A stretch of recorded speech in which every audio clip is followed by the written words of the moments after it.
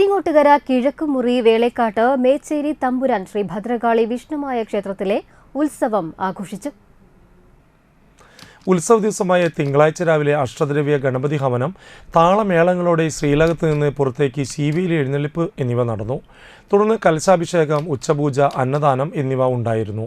വൈകിട്ട് പരക്കാട് തങ്കപ്പമാരാരുടെ പഞ്ചവാദ്യ അകമ്പടിയോടെ ഗുരുവായൂർ ഗോപികണ്ണൻ ദേവിയുടെ തിടമ്പേറ്റി.